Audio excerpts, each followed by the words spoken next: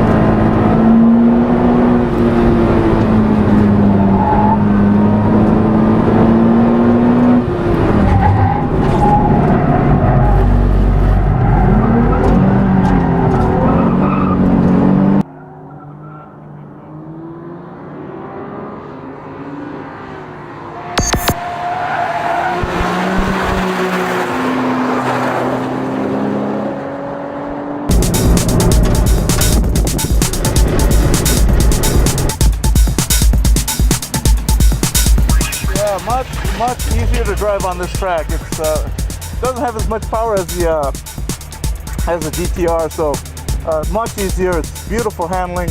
All right, now we're gonna try out the 370Z. Following Sam in it, you know, to be honest, I was pretty surprised to see the time only being about second and a half, less than 2 seconds off the GTR. So I'm really looking forward to this run. Hopefully I could beat Sam first of all, but put a time that is pretty close to GTR. So let's see what this car's got.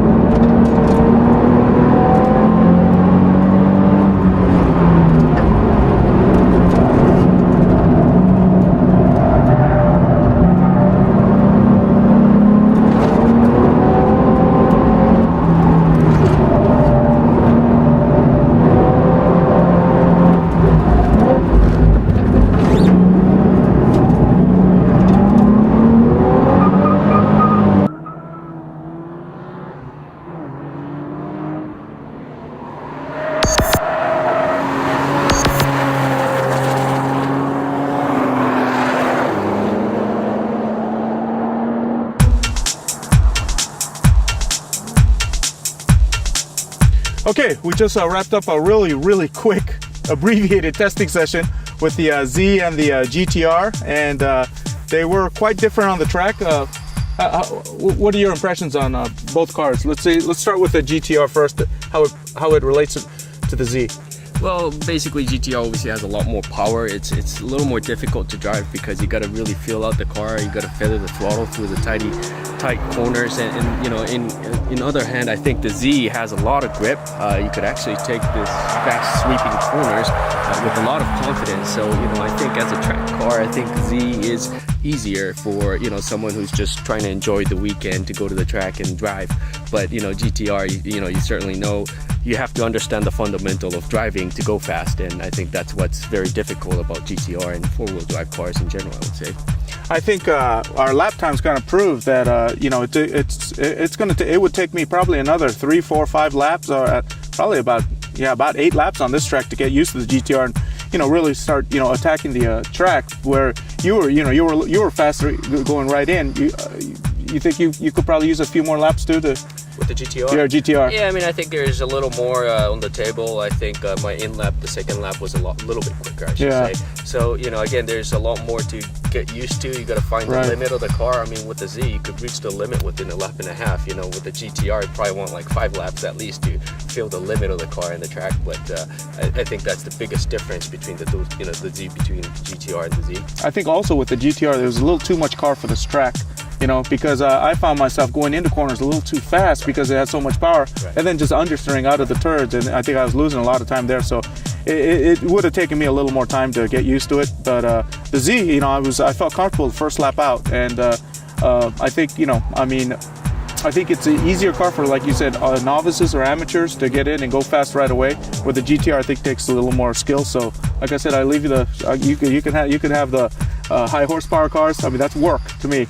To me, I'll take the little less powered, slightly more fun cars, because the Z is pretty impressive. Huh? Yeah, no, I think, you know, endurance level, the brakes, you know, they never fade it. You know, I think the control of the car is pretty easy. I think it's going to be a good endurance car. Maybe next year, 25 hours, me and you. Yeah, that'll be great. Yeah. We'll see if Nissan can. We need to put the oil cooler on. So you guys remember, the Z, the oil gets hot.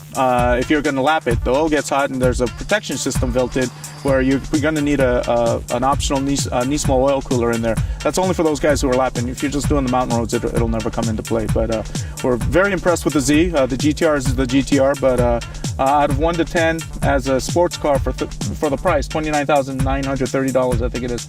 Well, what would you rate the Z? 5 star out of 5 stars? Out of 5 star, you know, I have to give it a 5, to be honest, because, you know, for 30 grand, I think, you know, you're getting 40 grand plus value, I think. Well, the Porsche Cayman S is 60. Exactly. Yeah. So, okay, and I would probably have to give 4.5 to 5. It ranks high for. That's a lot of car for the money. So